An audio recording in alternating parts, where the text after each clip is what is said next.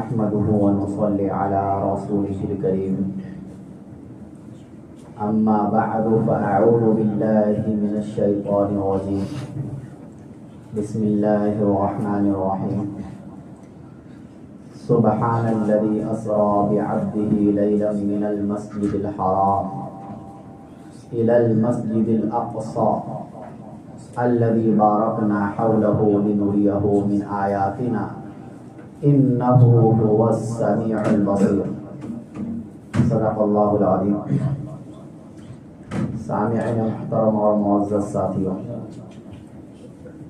پچھلے ہفتے میں نے یہ بیان کیا تھا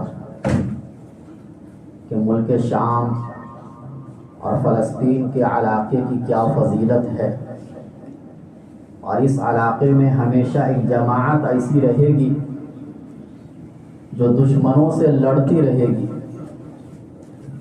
ہمیشہ ایک حق پر جماعت ہوگی جس کو طائفہ منصورہ کہا جاتا ہے، ایسی جماعت جس کی مدد بھی ہوتی رہے گی. اور صحیح مسلم کی حدیث میں بھی اللہ کے نبی نے فرمایا کہ لا تزال طائفة من امتی یقاتلون علی الحق، کہ میری امت میں سے ایک جماعت ایسی ہوگی جو حق کے لیے لڑتی رہے گی. لوگ ان کی مخالفت کریں گے، ان کو کوئی فرق نہیں پڑے گا. دوسری حدیث میں صحابہ نے سوال کیا یہ لوگ کہاں ہوں گے؟ اللہ کے نبی صلی اللہ علیہ وسلم نے فرمایا ببیت المقدس و اکناف بیت المقدس، ایسے لوگ بیت المقدس اور بیت المقدس کے اطراف میں ہوں گے، پھیلے ہوئے ہوں گے پورے ملک شام میں. یہ فضیلت تو میں نے بتایا. اب ہم یہ سمجھتے ہیں کہ فلسطین میں یہودیوں کے آنے کی تاریخ کیا رہی اور اس کا سبب کیا بنا، کیونکہ بہت سے لوگوں کو یہ معلوم ہی نہیں کہ وہ کیسے آ کر آباد ہو گئے. ایسا تو نہیں ہوا نا کہ ایک راتوں رات کئی لاکھ یہودی آئے اور بس گئے زبردستی، یہ تو ناممکن چیز ہے. فلسطین کا جو علاقہ ہے وہ پوری دنیا میں بڑا سرسبز و شاداب علاقہ، وہاں کی ہوا بہت معتدل، اور اللہ تعالیٰ نے بہت ہی برکت والی سرزمین اس کو بنایا. اس علاقے میں بہت سے شہر ہیں، جن میں سب سے مشہور شہر القدس جہاں بیت المقدس ہے، اس شہر کا نام ہی القدس ہے. دوسرا شہر شہر الخلیل، حضرت ابراہیم علیہ السلام کے نام پر وہ شہر بنا ہے، اور اس لیے ان کے نام پر وہ شہر بنا کیونکہ حضرت ابراہیم علیہ السلام کی قبر بھی اسی شہر میں ہے، ان کی اہلیہ حضرت سارہ کی قبر بھی اسی شہر میں ہے، اور حضرت اسحاق علیہ السلام کی قبر بھی اسی شہر میں ہے، اور ان کے بیٹے حضرت یوسف علیہ السلام کی قبر بھی اسی شہر میں ہے. آپ اندازہ لگا سکتے کتنا مبارک شہر ہے وہ شہر الخلیل. تیسرا شہر، اچھا اسی شہر الخلیل میں فاتح اندلس، جنہوں نے اندلس کو فتح کیا تھا، حضرت موسیٰ بن نذیر رحمۃ اللہ علیہ اسی شہر میں پیدا ہوئے تھے، اور وہ بھی فلسطین کے رہنے والے تھے. تیسرا جو مشہور شہر وہ نابلس فلسطین کے اندر، جہاں کے مشہور امام ابن قدامہ حنبلی رحمۃ اللہ علیہ، فقہ حنبلی جو سعودی عرب میں جن کو فالو کیا جاتا ہے، اور ان کی سب سے مشہور کتاب المغنی لابن قدامہ یہ اسی شہر میں لکھی گئی، اور اس فقہ کے سب سے بڑے مانے جاتے ہیں امام ابن قدامہ رحمۃ اللہ علیہ جو وہی پیدا ہوئے تھے. چوتھا شہر جس کو ہم عرب غزہ کہتے ہیں، اور جن کے تذکرے آج سب سے زیادہ ہیں، یہ غزہ کو غزہ بنی ہاشم بھی کہا جاتا ہے، کیونکہ ہمارے نبی صلی اللہ علیہ وسلم کے جد اعلیٰ ہاشم بن عبد مناف یہ وہیں گئے ہوئے تھے تجارت کے سلسلے میں، اور وہیں ان کا انتقال ہوا. اسی شہر میں ان کی قبر ہے ہاشم بن عبد مناف کی، اس لیے ان کو اس شہر کو غزہ ہاشم بھی کہا جاتا ہے. اسی شہر میں مشہور امام شافعی رحمۃ اللہ علیہ، جو چاروں فقہ میں سب سے مشہور امام ہیں، امام اعظم حنیفہ رحمۃ اللہ علیہ کے بعد جن کا مقام و مرتبہ ہے، اور جو اپنے وقت کے سب سے بڑے محدث، سب سے بڑے مفسر اور فقاہت کے درجے پر پہنچے، جن کو دنیا امام شافعی رحمۃ اللہ علیہ کے نام سے جانتی ہے، وہ اسی شہر غزہ میں پیدا ہوئے، جہاں آج موجودہ حالات کے اعتبار سے تقریباً 10 لاکھ کی آبادی ہے۔ کوئی چھوٹا موٹا شہر نہیں، جہاں پر 2-3 لاکھ بسنے والے لوگ نہیں، بلکہ کثیر لوگ وہاں پر رہتے ہیں۔ اور مساجد تو بہت سارے ان علاقوں میں، لیکن 2 مسجد سب سے زیادہ مشہور ہے۔ ایک تو مسجد اقصیٰ، جن کو پوری دنیا جانتی ہے، جو ہمارا قبلہ اول ہے، جہاں سے نبی صلی اللہ علیہ وسلم کے معراج کا آغاز ہوتا ہے آسمانی سفر کا، اور جہاں پر ہزاروں پیغمبر پیدا ہوئے اور اسی مسجد کے اندر امامت کیے ہیں ہزاروں پیغمبر۔ اور جو مسجد ہمارا قبلہ اول 16 یا 17 مہینہ تک رہا ہے، اور ہمارے نبی کے آنے سے پہلے تمام پیغمبروں کا قبلہ مسجد اقصیٰ رہا ہے۔ تو یہ پہلی مسجد۔ دوسری مسجد جن کو مسجد ابراہیم کہا جاتا ہے، جو حضرت ابراہیم علیہ السلام کے نام پر وہ مسجد ہے، لیکن اس مسجد پر بھی سن 1414 ہجری میں یہودیوں نے حملہ کیا تھا 15 رمضان المبارک کو فجر کی نماز کے دوران، اور اس کے اکثر حصے پر یہودیوں کا آج کے زمانے میں قبضہ ہے۔ اب ہم آتے ہیں اس طرف کہ فلسطین کا جو علاقہ ہے، وہاں تینوں قوم دعویٰ کرتی ہے کہ یہ علاقہ ہمارا ہونا چاہیے۔ یہودیوں کا یہ کہنا ہے کہ یہ ارض موعود ہے۔ ارض موعود کا مطلب یہ وہ علاقہ ہے کہ جن علاقے میں بسنے کا وعدہ اللہ تعالیٰ نے بنی اسرائیل سے کیا تھا۔ جب تورات اتری تھی حضرت موسیٰ علیہ السلام کے اوپر، تو اس کتاب کے اندر یہ دعویٰ کیا گیا کہ یہ علاقہ تمہارا ہے۔ تو وہ دعوے پر آج تک وہ لوگ ہیں کہ یہ علاقہ ہمیں ملنا چاہیے، یہاں ہمارے مقدسات ہیں، یہاں ہمارے مراکز ہیں، لہذا اس علاقے کو ہم نہیں چھوڑ سکتے۔ مذہبی تعلق ہے۔ عیسائیوں کا یہ کہنا ہے کہ حضرت عیسیٰ علیہ السلام کی پیدائش اسی علاقے میں ہوئی ہے، اور ہمارے مذہب کی وجود ہی اسی علاقے سے ہوئی۔ عیسائی یعنی تورات انجیل جو اتری ہے وہ فلسطین کے علاقے میں اتری ہے، اور حضرت عیسیٰ علیہ السلام کی دعوت کا جو مرکز رہا ہے وہ مرکز بھی فلسطین کا علاقہ رہا ہے۔ ان کا کہنا ہے کہ یہ علاقہ ہمیں ملنا چاہیے۔ مسلمان کا یہ کہنا ہے کہ ٹھیک ہے، تمہارے دعوے اپنے اپنے زمانے کے اعتبار سے ٹھیک ہے، لیکن حضرت سلیمان علیہ السلام، حضرت داؤد علیہ السلام، حضرت عیسیٰ علیہ السلام کے سچے وارث اور سچے جانشین ہم مسلمان ہیں آج کے زمانے میں۔ چونکہ جس زمانے میں بھی یہودیوں کی حکومت وہاں رہی یا عیسائیوں کی حکومت وہاں رہی، تو وہ توحید کی بنیاد پر رہی۔ جب ان کے اندر سے توحید ختم ہو گئی تو اللہ تعالیٰ نے ان سے وہ علاقہ لے لیا۔ آج بھی ہم کہتے ہیں کہ اگر آپ مسلمان ہو جاتے ہیں اور آخری نبی حضرت محمد صلی اللہ علیہ وسلم پر ایمان لے کر آ جاتے ہیں، وہ علاقہ آپ کا ہے، کوئی بھی آپ سے نہیں چھین سکتا۔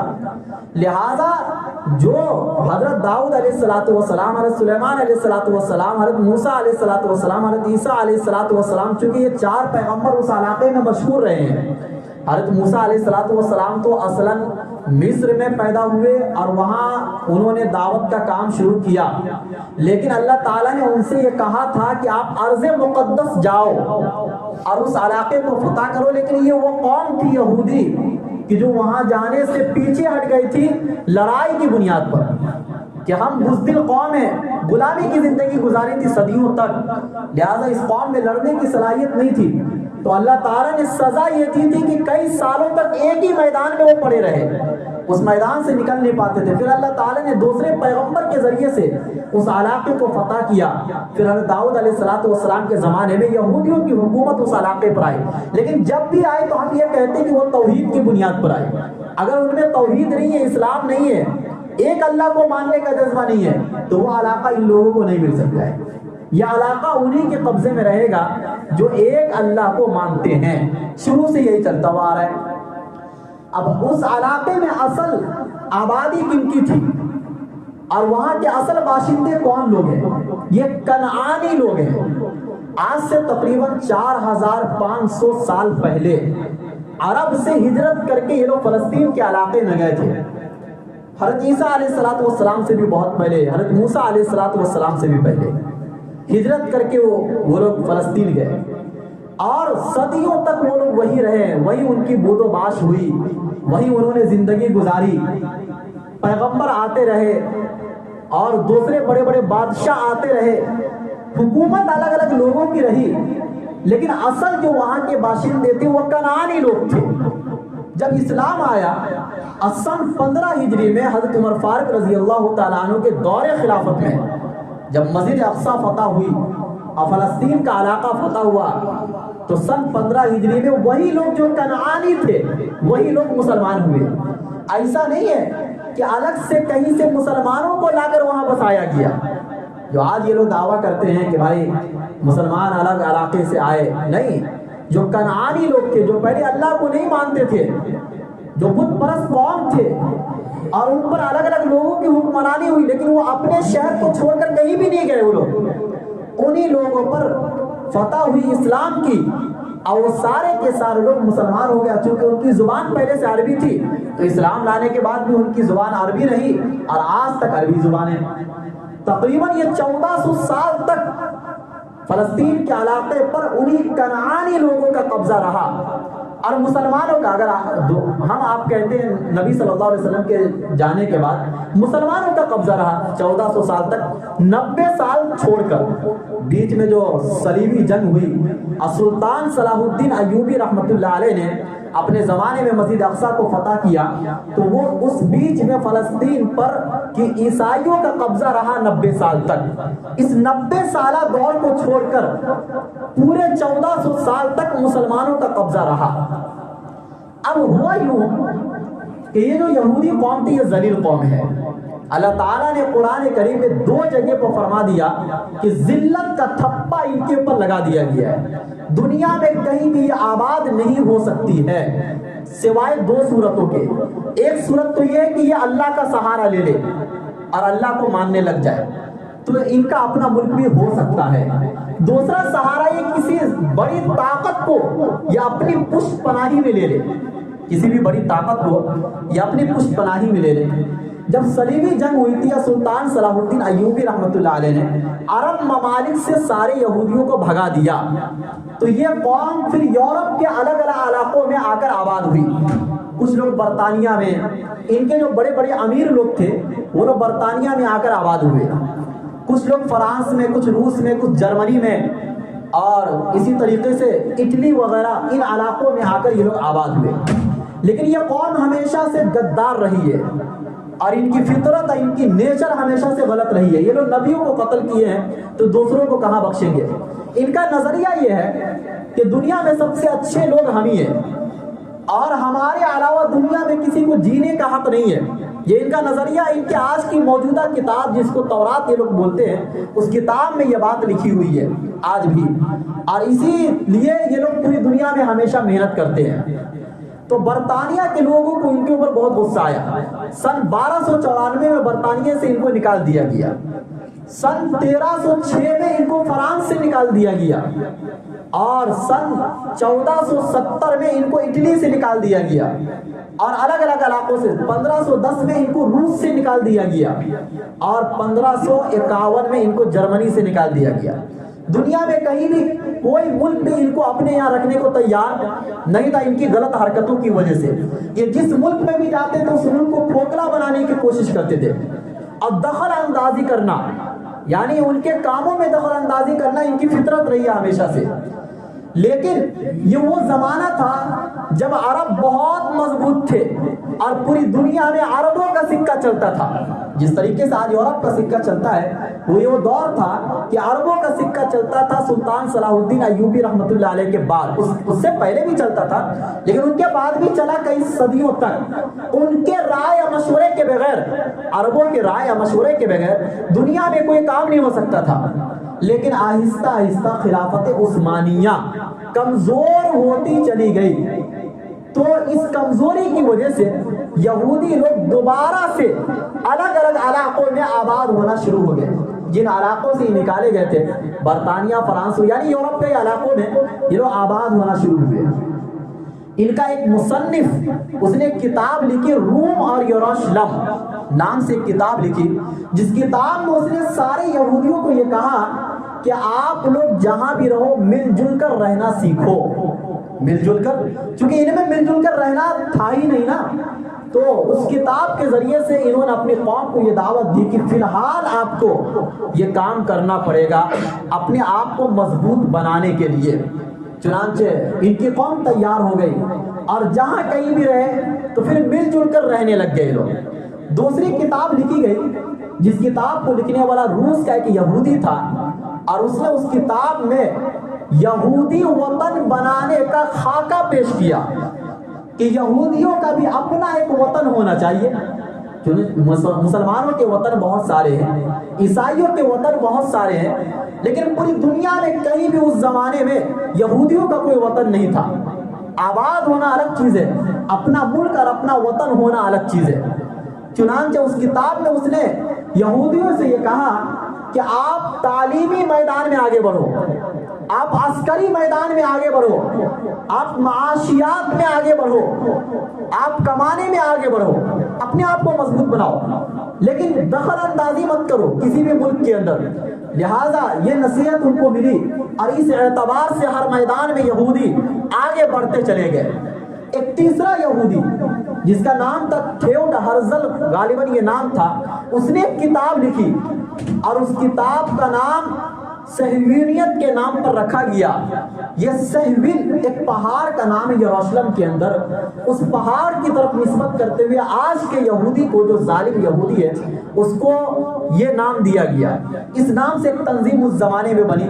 اس نے اس کتاب کے اندر یہ لکھا کہ آپ تمام کے تمام لوگ، یعنی سوئٹزرلینڈ کے اندر غالباً ایک عالمی کانفرنس ہوئی یہودیوں کی، اور اس میں تمام یہودیوں کو بلایا گیا اور یہ کہا گیا کہ جتنے بھی یہودی ہیں دنیا کے اندر، وہ تمام کے تمام لوگ اپنی کمائی کا 2% حصہ برطانیہ کے یہودی بینک میں جمع کریں گے۔ ایک عالمی بینک تھا اس زمانے میں اور جس کا نگراں تھا یہودی، تو یہ لازم کر دیا گیا۔ چنانچہ جتنے یہودی تھے سارے یہودی اپنی کمائی کا 2% حصہ اس میں جمع کرنے لگے۔ اب اس عالمی بینک نے ایک دوسرا کام یہ کیا کہ دنیا کو سود میں ملوث کیا۔ یہ سود کا سلسلہ اسی زمانے سے چلا۔ دنیا والوں کو اس نے یہ کہا یہودیوں نے کہ آپ ہم سے قرض لو، آپ 10,000 روپیہ قرض لو، 5 مہینے کا آپ کو ٹائم دیا گیا، 5 مہینے کے بعد جب آپ واپس کرو گے تو ہمیں 15,000 روپیہ واپس کرو۔ یہ جب سود کا چکر ان لوگوں نے چلایا تو سارے یہودی اربوں خربوں کے مالک ہو گئے اور ان کے پاس بہت پیسہ آ گیا۔ اتنا پیسہ آ گیا کہ اب ان کے ذہن میں یہ آنے لگا کہ ہمارا ایک وطن ہونا چاہیے۔ چنانچہ 1902 کے اندر خلافت عثمانیہ کے آخری بادشاہ سلطان عبدالحمید سے ملنے کے لیے یہودی کی ایک قوم، ایک جماعت ترکی پہنچی اور ان سے یہ کہا کہ ہم آپ کو 50 کروڑ پاؤنڈ دیں گے، جو آج کے زمانے میں اربوں روپیہ ہو جاتا ہے، 50 کروڑ پاؤنڈ۔ اور یہ برطانیہ میں جو سکہ چلتا اس کو پاؤنڈ کہا جاتا ہے، اور یہ اپنے زمانے کا سب سے مشہور سکہ تھا، چونکہ اس زمانے میں برطانوی راج تھا نا پوری دنیا کے اندر، جیسے آج امریکہ کا راج ہے، اس زمانے میں برطانوی راج تھا۔ اس سکے کے علاوہ دنیا میں کوئی سکہ پھر نہیں چلتا تھا۔ چنانچہ یہ کہا کہ آپ کو 50 کروڑ پاؤنڈ ہم دیں گے اور کوئی بڑا عہدہ آپ کو ہم دے دیں گے، کوئی آپ کو پریشان نہیں کرے گا، کوئی آپ کو مارے گا نہیں۔ لیکن سلطان عبدالحمید نے یہ کہہ کر کہ فلسطین کا خطہ پوری امت مسلمہ کا خطہ ہے، میں اتنی بڑی خیانت نہیں کر سکتا پوری امت مسلمہ کے ساتھ چند ٹکوں کے بدلے۔ یہ تاریخی جملہ انہوں نے کہا تھا اپنے زمانے میں۔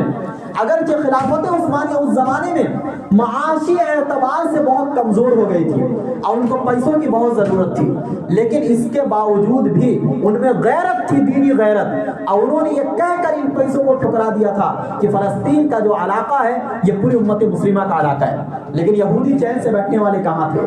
انہوں نے آہستہ آہستہ لوگوں سے یہ کہا کہ آپ ایک ایک کر کے فلسطین میں جمع ہونا شروع ہو جاؤ، اگرچہ ملک نہیں لیکن تجارت کے غرض سے، کسی دوسرے غرض سے تم لوگ آنا جانا شروع رکھو فلسطین کے علاقے میں۔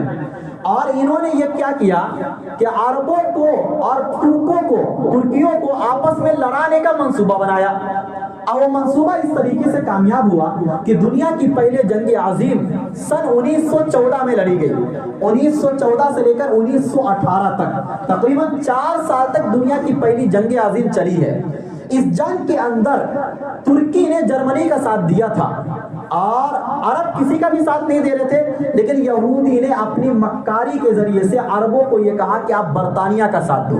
یہ دو مخالف قوم، جرمنی ایک طرف، برطانیہ ایک طرف، جب عربوں نے ساتھ دیا برطانیہ کا تو ترکی کے اندر اور عربوں میں دشمنی پیدا ہو گئی. اب یہودیوں نے لالچ دی عربوں کو کہ آپ کے ملک پر دوسرا ملک حکومت کر رہا ہے، ترکی کے لوگ حکومت کر رہے ہیں، آپ اپنے ملک پر خود حکومت کیوں نہیں کرتے ہیں؟ یہ لالچ دی گئی حکومت کی اور اس طریقے سے خلافت عثمانیہ ختم ہوئی اور یہودیوں نے برطانیہ والوں کو اپنے قبضے میں لے لیا. چونکہ ایک یہودی تھا جو ڈاکٹر تھا، اس نے یہ کہا کہ ہمارے پاس ایسے بارود ہیں کہ تم کو ہم جب دے دیں گے تو اس جنگ میں تم جیت سکتے ہو اور ہم تمہارا مکمل سپورٹ کریں گے، لیکن تم ہمارے لیے صرف ایک کام کرو اور وہ یہ کام ہے کہ ہمیں فلسطین میں آباد کرو. چنانچہ 1918 سے 1947 تک کسی معاہدے کے تحت پورے فلسطین پر برطانوی سامراج کا قبضہ رہا ہے. یہ تاریخ مسلمان نہیں جانتے ہیں لیکن اس کو جان لینا چاہیے کہ 1918 سے 1947 تک کا جو زمانہ ہے 30 سالہ دور، اس دور میں برطانوی سامراج کا قبضہ رہا ہے. جس طریقے سے ہمارے ملک پر تقریباً 200 سال تک برطانوی لوگوں نے حکومت کی، اسی طریقے سے وہاں بھی حکومت رہی جس کا فائدہ یہودیوں نے اٹھایا اور ایک ایک کر کے ان لوگوں نے یہودیوں کو وہاں آباد کرنا شروع کیا برطانوی حکومت نے. اور 1918 میں یہودی فلسطین میں صرف 55,000 تھے اور 1947 ہوتے ہوتے تقریباً 6,86,000 یہودی وہاں آباد ہو گئے. شروع میں جب فلسطینیوں نے مزاحمت کی اور ان سے مقابلہ کیا تو برطانوی سامراج تھوڑا پیچھے ہٹے اور یہودیوں کو منع کر دیا کہ آپ اس علاقے میں نہیں آ سکتے، لیکن پھر وہ معاہدے کو توڑ دیا اور 1945 میں دوبارہ ان کو حکم دیا کہ تم لوگ آ سکتے ہو. اور 1947 میں اقوام متحدہ کی میٹنگ میں یہ طے کیا گیا کہ فلسطین کو 2 ریاست میں تقسیم کر دیا جائے. فلسطین کا 54% حصہ یہودیوں کو دیا گیا، اچھا والا علاقہ زیادہ حصہ، اور مسلمانوں کو 45% حصہ دیا گیا جو کہ خراب والا حصہ تھا اور کم حصہ تھا. یعنی جو اصل وہاں کے باشندے تھے ان کو اقوام متحدہ نے اس طریقے سے توڑا تھا ایک طاقت کے زور پر، اور 1% حصہ جو بچا، 100 میں سے 1% بچ گیا نا، یعنی فلسطین مسجد اقصی کا جو علاقہ ہے اس کو عالمی خطہ قرار دیا گیا کہ یہ پوری دنیا کا مسئلہ رہے گا. پوری دنیا کے لوگ چونکہ تینوں مسلمان اور یہودی اور کرسچن سبھی یہ دعویٰ کرتے کہ یہ مسجد ہماری ہے، لہذا اس کو عالمی خطہ بنا دیا گیا. اس طریقے سے 1947 میں جب اعلان ہوا تو 1948 میں امریکہ نے تقریباً صبح کے وقت میں اس نے یہودی ریاست کا اعلان کیا اور اسرائیل کے نام سے 1948 میں یہ ملک بنا. 1948 سے پہلے اسرائیل نام ملک کا پوری دنیا میں کوئی وجود نہیں تھا. یہ تاریخ کو یاد رکھنا ہے اور اس کو سمجھنا ہے کہ اس نام کا کوئی ملک ہی نہیں تھا. اور فلسطین میں آباد ہونا یہودیوں کے لیے نہ تاریخی اعتبار سے صحیح ہے اور نہ اسی طریقے سے قومی اعتبار سے صحیح ہے، چونکہ آج کل کے جو یہودی ہے یہ یہودی کا بنی اسرائیل سے کوئی تعلق نہیں ہے. یہ ایک دوسری قوم تھی جو 8ویں صدی کے اندر یہ قوم یہودی بنی. یہ نسلاً یہودی نہیں تھے لوگ بنی اسرائیل سے جن کا تعلق تھا، یہ یہودی بنے الگ سے. اور اس کے بعد اچھا اب یہاں پہ ایک سوال پیدا ہوتا ہے کہ آخر یورپ اور امریکہ کو کیوں ضرورت پڑی یہودیوں کو وہاں آباد کرنے کی؟ کیوں ان لوگوں نے اتنا سپورٹ کیا یہودیوں کو حالانکہ یہ لوگ یہودی کے دشمن ہیں؟ آپ جانتے ہیں کہ دنیا کی جنگ عظیم جب چلی ہے تو یہودی بہت سارے مارے گئے ہیں اور ان کو چن چن کر مارا گیا ہے اور ان کی دشمنی تو بہت پرانی دشمنی رہی ہے. یہودی اور کرسچن کی دشمنی جو ہے یہ بہت پرانی دشمنی رہی ہے. آخر یہ لوگ ساتھ کیوں ہو گئے؟ یہ اس بنیاد پر کہ مسلمان کو مضبوط ہوتا ہوا یہ دونوں قوم دیکھنا نہیں چاہتی تھی. خلافت عثمانیہ جب اس دنیا پر رہی ہے تو پوری دنیا پر حکومت مسلمانوں کی رہی ہے اور یہ نہیں چاہتے تھے کہ اسی طریقے سے یہ آگے بڑھے، چنانچہ اس خطے میں زبردستی ان لوگوں کو آباد کیا گیا لڑوانے کے لیے، کہ تاکہ عرب لوگ آپس میں لڑتے رہے اور ان کو الگ الگ ٹکڑوں میں بانٹ دیا جائے اور پھر ہماری پوری دنیا پر حکومت رہے۔ آپ سوچ سکتے ہیں کہ یہودی قوم جو خانہ بدوش قوم تھی، جن کا اپنا کوئی وطن نہیں، جن کا اپنا کوئی گھر نہیں، آخر وہ قوم کس طریقے سے اپنا ایک ملک بنانے میں کامیاب ہو گئی، اب پوری دنیا کو اپنے قبضے میں جھکا لیا۔ اس کے پیچھے کیا راز ہے؟ اس کے پیچھے سب سے پہلی چیز یہ ہے کہ ان لوگوں نے محنتیں تو بہت کی ہے، لیکن محنت کے ساتھ ساتھ بینک پر سب سے بڑا کنٹرول انہوں نے حاصل کیا، اب پوری دنیا کو سود کے چکر میں ملوث کر دیا۔ آج جو بھی ہم بینک میں پیسہ جمع کرتے ہیں، ان پیسہ جمع کرنے کا سب سے بڑا فائدہ یہودی قوم کو ہوتا ہے۔ دوسرے نمبر پر نیوز چینل پر اپنا کنٹرول، کہ دنیا میں جہاں کہیں بھی کچھ بھی دکھایا جائے گا ان کی مرضی کے مطابق دکھایا جائے گا، ان کے خلاف نہیں دکھایا جائے گا۔ کہیں اگر مسلمانوں کو مارا بھی جا رہا ہے تو مسلمانوں کو ایسا بنا کر پیش کیا جائے گا کہ ایسا لگے گا کہ قاتل یہی ہے، ظالم یہی ہے، حالانکہ مسلمان مظلوم ہے، لیکن مظلوم کو ظالم بنا کر پیش کرنا ان لوگوں کا شیوا رہا ہے ہمیشہ سے۔ یہ دوسری بڑی طاقت ان لوگوں نے حاصل کی۔ اب تیسرے، مسلمانوں کو فرقوں میں بانٹ دینا۔ یہ یہودی قوم نے، یہودی کے 1947 سے پہلے اور ہمارے ملک میں آزادی سے پہلے اتنے فرقے نہیں تھے دنیا کے اندر مسلمانوں کے، یہ سارے فرقے اس کے بعد پیدا ہوئے۔ فرقوں میں بانٹ دینا تاکہ یہ مسلمان آپس میں لڑتے رہے اور ہماری طرف ان کی کوئی توجہ نہ رہے، یہ تیسرا کام۔ چوتھا کام ان لوگوں نے یہ کیا کہ جو بڑے بڑے عہدے تھے دنیا کے اندر، ان عہدوں پر اپنے لوگوں کو بیٹھانا۔ آپ دیکھ لیجئے امریکہ جیسا ملک بھی جو کرسچن ملک کہلاتا ہے، لیکن وہاں بھی بڑے بڑے عہدوں پر یہودی ہے، یہودی لابی چلتی ہے وہاں بھی، ان کے رائے مشورے کے بغیر وہ ملک بھی اپنا کوئی فیصلہ نہیں سنا سکتی۔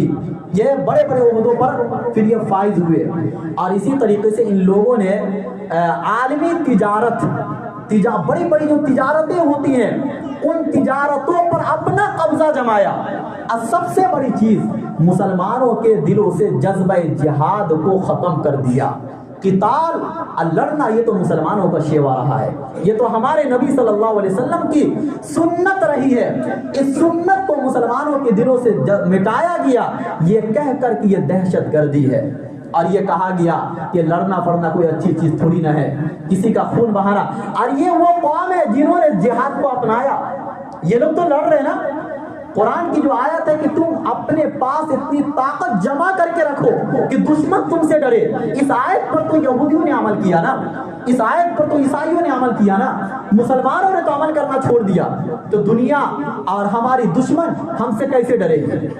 ہمیں تو اسلام نے یہ بھی سکھایا تھا۔ قرآن کی ان آیتوں کو مسلمان پڑھنا بھی چھوڑ دیے اور ان آیتوں پر عمل کرنا بھی چھوڑ دیے، اور یہ کہہ دیتے ہیں کہ یہ تو پہلے زمانے کا مسئلہ تھا، آج کے زمانے میں یہ سب کوئی مسئلہ نہیں ہے۔ کیا قرآن 1400 سال پہلے کے لیے اترا تھا؟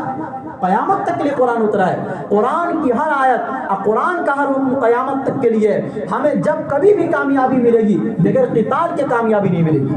اسی وجہ سے اللہ کے نبی صلی اللہ علیہ وسلم نے فرمایا کہ میری امت میں ایک جماعت ہمیشہ ایسی رہے گی جو کافروں سے لڑتی رہے گی، جو یہودیوں سے لڑتی رہے گی، دنیا ان کی مخالفت کرے گی کہ لڑنا آج کے زمانے میں کوئی اچھی چیز نہیں ہے۔ لیکن آپ مجھے بتائیے کہ دنیا میں آج جو قوم بھی عزت دار ہے وہ لڑے بغیر عزت دار ہے کیا؟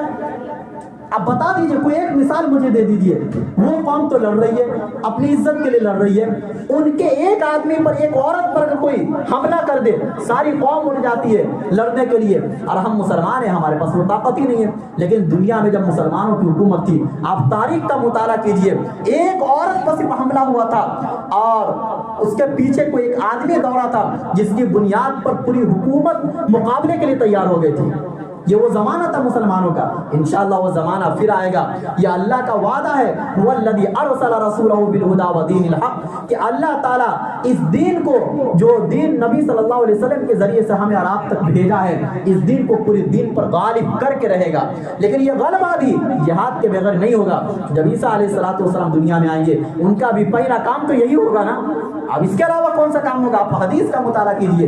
हजरत इमाम मेहदी रजी अल्लाह ताला अन्हु आएंगे, उनका भी काम क्या होगा? सबसे पहले वो जब दुनिया में इस्लाम को जिंदा करेंगे तो इसी अमल के जरिए से जिंदा करेंगे, किताल के जरिए से जिंदा करेंगे। इसके बगैर इस्लाम जिंदा नहीं हो सकता है, जो कि आज पूरी उम्मत मुस्लिमा की तरफ से हमारे फलस्तीनी भाई ये हक अदा कर रहे हैं। हमें उनके लिए दुआ करना चाहिए और साबित कदमी की दुआ करना चाहिए और फतह की दुआ करनी चाहिए। उनको अपना भाई समझना चाहिए, ना कि उनके ऊपर एतराज करना चाहिए। अल्लाह ताला हम सबको कहने सुनी ज़्यादा हो करने की तौफीक।